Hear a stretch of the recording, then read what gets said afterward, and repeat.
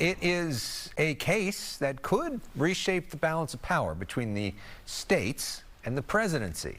A federal judge ruling that President Trump likely violated the law by taking control of California's National Guard. But late last night, the president's legal team filed an appeal to put that ruling on hold, and they won.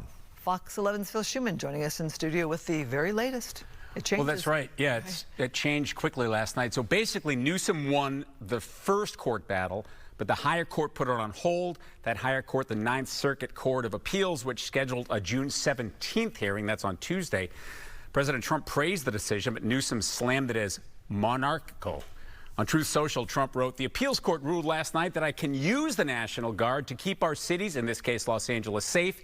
If I didn't send the military into Los Angeles, that city would be burning to the ground right now. We saved L.A. Thank you for the decision." And then Newsom responded sharply just hours ago. Donald Trump admits he plans to militarize other cities in the country whenever he feels like it. So that lower court ruling yesterday that President Trump's decision to federalize the National Guard and deploy Marines likely violated the 10th Amendment and federal law. He ordered the Guard back under the governor's control.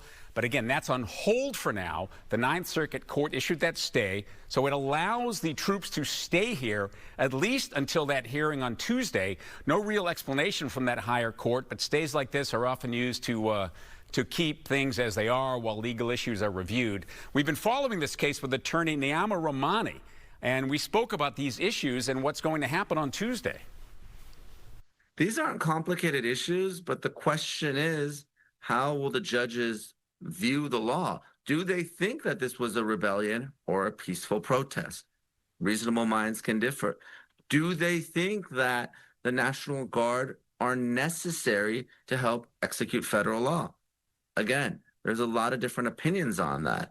And did the judge really overstep his authority when he said that the president needs to go through the governor before doing this? All right, so for now, the troops remain. Obviously, we've seen them. In fact, as we just showed you, they've been supplemented by the Marines, apparently guarding federal property. State and local leaders have repeatedly said, they can handle it. It's going to be a huge test tomorrow. Yeah. Meantime, whatever happens on Tuesday, there's not going to be an immediate decision, and then it'll likely go to the Supreme Court. Right. So we're looking at a week or two before ultimately there's a decision, but then everything will have happened before then. It's interesting. I was just with Bill Asaley, the U.S. attorney, interviewing him in Westwood at the federal building where there's all sorts of National Guard everywhere. Yeah. And he said that the National Guard are helping on the raids, essentially. They're guarding the ICE agents and making sure they're okay. They're not arresting people, but they're guarding them. So he says he plans to keep using them that way, and he expects that they're going to win in court, of course. Yeah, and what we've seen with the Trump administration, and Rahmani said that yesterday, is they basically, no pun intended, but they shoot first and ask questions later. That's why they act and then they litigate it. So this is all happening, as Governor Newsom likes to say. Which is why his supporters love him. Yeah, Newsom likes to say in real time. So they can go to court all they want, but the fact is the troops are on the streets. And you heard the community leader in Christina's package say this is not the time to challenge the military or this administration, to demonstrate peacefully, basically, is what he's saying there. I've had people ask me, how long is this going to go on? We're talking maybe 30 days, maybe 60? Or more. Well, the ICE raids are continuing indefinitely as far as we don't know what the stamina of the protesters are. And again, we've talked about this.